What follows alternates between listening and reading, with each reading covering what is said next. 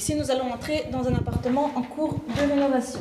Un logement social avec une particularité, ces tout nouveaux équipements. Des nouveaux châssis qu'on a installés. Là, dans la cuisine, nous avons installé une hotte et un système de ventilation dans les pièces humides. Donc, vous pouvez retrouver ce système dans la salle de bain également et dans la toilette. Objectif, améliorer les performances énergétiques de cet appartement. Une fois les travaux de rénovation terminés, le label PEB passera ici de F à C+.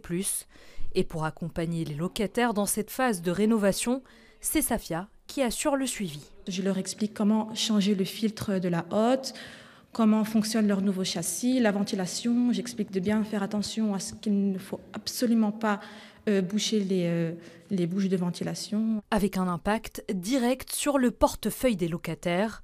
La promesse, une économie de 1 000 € par an sur la facture d'énergie. Et si cet appartement a pu être rénové, c'est grâce au plan Les Oubliés du climat.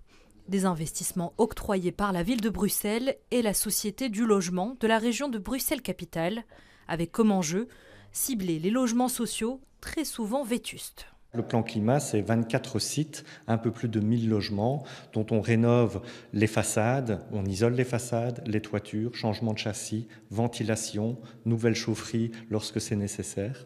Et on en profite tant qu'on est ici pour remettre aux normes l'électricité et les installations gaz. Tout cela alors que les logements sont occupés.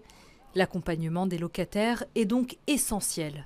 Abdelhamid est l'un d'entre eux. Il est globalement satisfait, mais dénonce tout de même des difficultés au niveau du suivi. Ils m'ont dit que ça va durer 1 an. Il faut se préparer pour 1 an. Malheureusement, c'est prolongé. On verra avec la facture. La facture, on verra. Un premier chantier avec 65 ménages vient d'être clôturé. 5 autres sont en cours et de nouveaux chantiers sont prévus dans les Marolles, à Neder-Overembeek et à Arun.